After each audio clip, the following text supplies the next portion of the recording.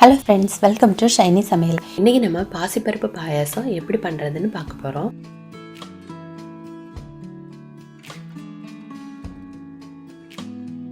இதுக்கு முதல்ல நான் 2 டேபிள் ஸ்பூன் ஜவ்வரிசி எடுத்திருக்கேன். கடைகளில் இந்த மாதிரி 2 விதமான ஜவ்வரிசி கிடைக்கும். அந்த வெள்ளை கலரை நம்ம பாயாசத்துக்கு யூஸ் பண்ணக்கூடாது. அது யூஸ் பண்ணால் அப்படியே கரைஞ்சி போயிடும். இந்த நைலான் ஜவ்வரிசி பாயாசத்துக்கு ரொம்ப நல்லாயிருக்கும். இன்றைக்கி நான் இந்த நைலான் ஜவ்வரிசியில் 2 டேபிள் ஸ்பூன் எடுத்து அதை நல்லா கழுவி வச்சுருக்கேன். இப்போது அதை நல்லா கழுவிட்டு அது வேகிறதுக்கு தேவையான அளவு தண்ணி சேர்த்து வேக விட போகிறேன். குக்கரில் வேக விடுறத விட இந்த மாதிரி பானைகளில் செய்தால் நல்ல சுவையாக இருக்கும். அந்த பாயசத்துக்கு தேவையான கரெக்டான பதம் நமக்கு கிடைக்கும். இப்போ பாருங்கள், இந்த ஜவ்வரிசி கரெக்டாக வெந்துடுச்சு. ஜவ்வரிசி இந்த மாதிரி கண்ணாடி மாதிரி ஆயிடுச்சுன்னா அது வெந்துடுச்சுன்னு அர்த்தம். இப்போ இதில் பாசிப்பருப்பு சேர்க்கலாம். நான் இன்றைக்கி 1 கப் பாசிப்பருப்பு எடுத்திருக்கேன். அதை நல்லா கழுவி இது கூட சேர்த்துக்கணும். இந்த பாசிப்பருப்பை நீங்கள் லைட்டாக வறுத்து கூட சேர்த்துக்கலாம், இன்னும் சுவையாக இருக்கும். இப்போ இதையும் நல்லா சேர்த்து மிக்ஸ் பண்ணி விடணும். இதை அடிக்கடி நீங்கள் கிளறி விட்டுட்டே இருங்க, இல்லைனா அடி பிடிச்சிக்கும்.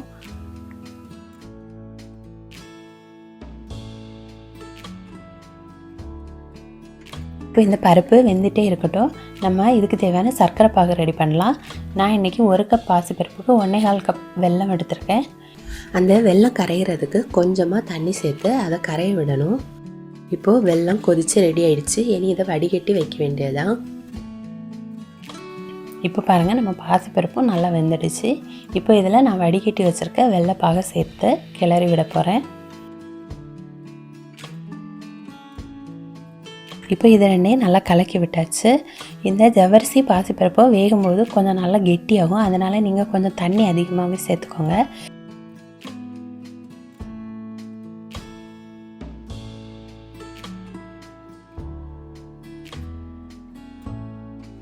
பத்து நிமிஷத்துக்கு ஒருக்கா கிளறி விட்டுட்டே இருங்க, இல்லைனா அடி பிடிச்சிக்கும்.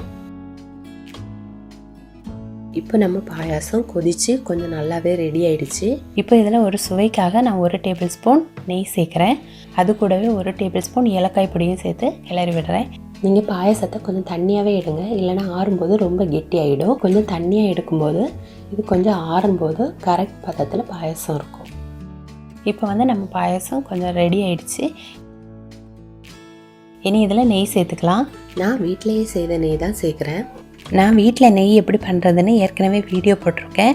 டிஸ்கிரிப்ஷன் பாக்ஸில் லிங்க் கொடுக்குறேன், தேவைப்படுறவங்க பார்த்துக்கோங்க. இப்போது கடாயில் 2 டேபிள் ஸ்பூன் நெய், அதில் நான் இந்த மாதிரி தேங்காயை சின்ன சின்ன துண்டுகளாக கட் பண்ணி வச்சுருக்கேன்.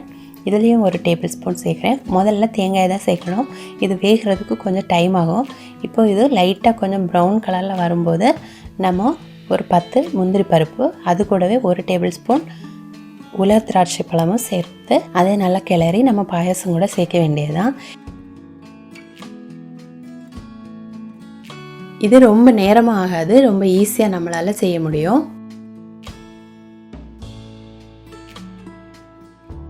இப்போ இதே நல்லா மிக்ஸ் பண்ணி விட்டுட்டு கடைசியாக இதில் ஒரு சுவைக்காக நம்ம 1 கப் பால் சேர்க்குறேன். நான் இது ஏற்கனவே காய்ச்சி ஆற வச்ச பால் இல்லைன்னா நீங்கள் தேங்காய் பால் கூட சேர்த்துக்கலாம். சூடாக பால் சேர்த்தா பாயாசம் திரிஞ்சு போயிடும். அதனால் காய்ச்சி ஆற வச்ச பாலையே சேர்த்துக்கோங்க. இது ஏற்கனவே காய்ச்சிய பால்னால இதை கொதிக்க விடணும்னு அவசியம் இல்லை. இதை சேர்ந்து நல்லா மிக்ஸ் பண்ணிட்டா போதும். இந்த பாயாசம் ரொம்ப சுவையாக இருக்கும். இப்போ நமக்கு சுவையான பாயாசம் ரெடி ஆயிடுச்சு. இதை நீங்களும் எல்லாரும் உங்கள் வீட்டில் கட்டாயம் செய்து பாருங்கள். இந்த வீடியோ உங்களுக்கு பிடிச்சிருந்ததுன்னா என்னோட சேனலை லைக் பண்ணுங்கள், ஷேர் பண்ணுங்கள், சப்ஸ்கிரைப் பண்ணுங்கள். தேங்க்யூ.